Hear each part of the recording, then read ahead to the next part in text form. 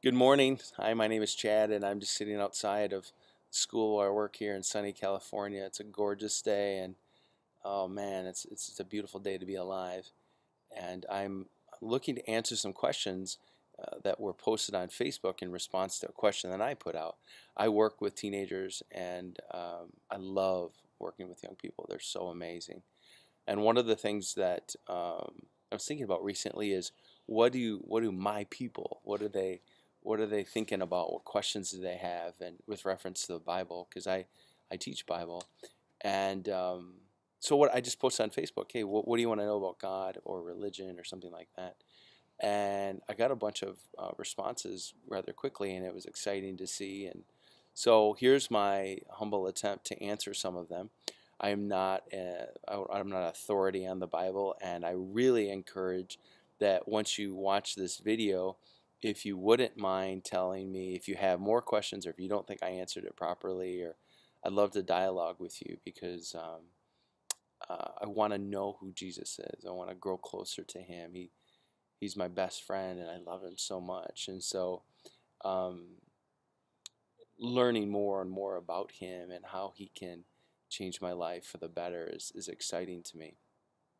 So I thought I would answer one question per video, and here's the first one that I want to share with you, and that is this.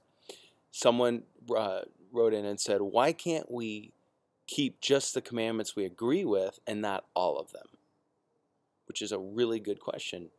Like maybe we could just have the 6 commandments or the 7 commandments, and the ones that don't cause us stress, well, let's just do away with that. And on the surface, I think that makes total sense. Like, live and let live. Just if you're good with it, cool. If you're not, all right, whatever. Let's just coexist, or which is a popular term I think that I see quite a bit today.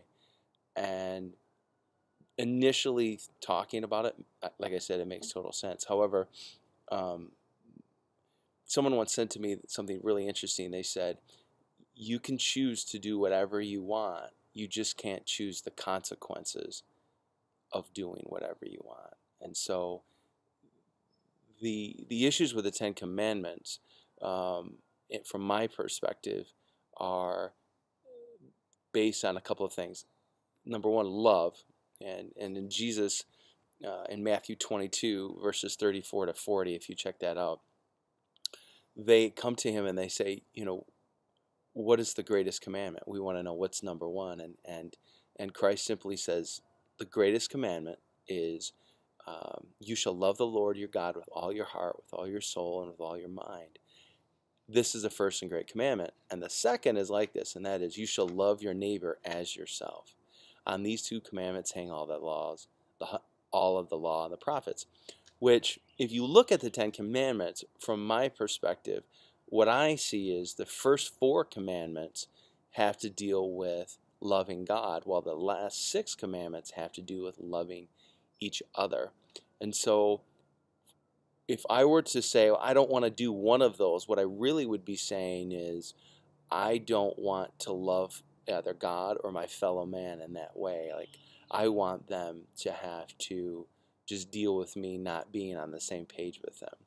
And to me, picking and choosing causes that down the road. And it might not initially on the surface, because I think that most decisions that we make in principle, we don't see on the surface like that big a deal, but down the road we see the ramifications of our choices.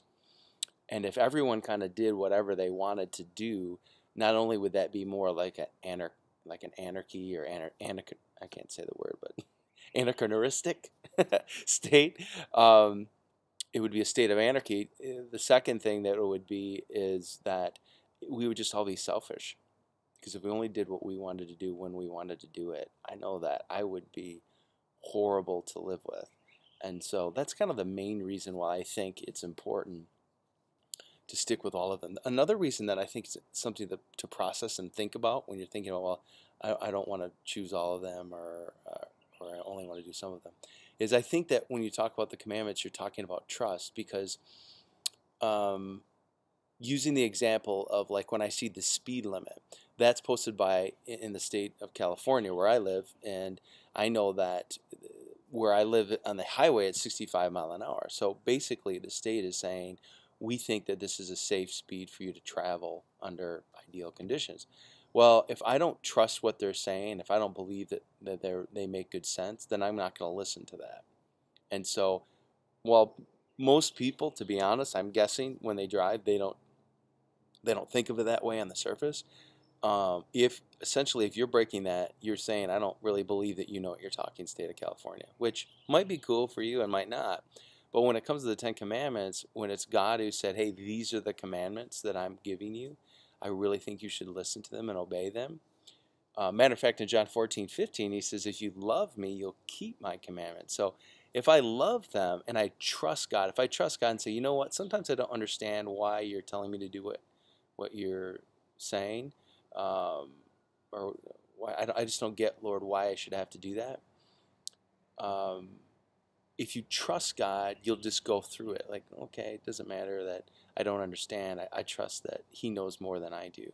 And so I'm comfortable with that. I'm comfortable with trusting that God knows more than me. And so when I come to a point in my life where God says do this, but I want to do this, if I just listen to God, it's always worked out for me. So I hope that answers your question. It probably caused you to have more questions. If that's so, hey, send me a link or send me an email. Not a link. Well, you can make a video too. That'd be kind of cool. But send me an email, and I'd be happy to talk about that as well. So I hope that helps. And so God bless you, and have a great day.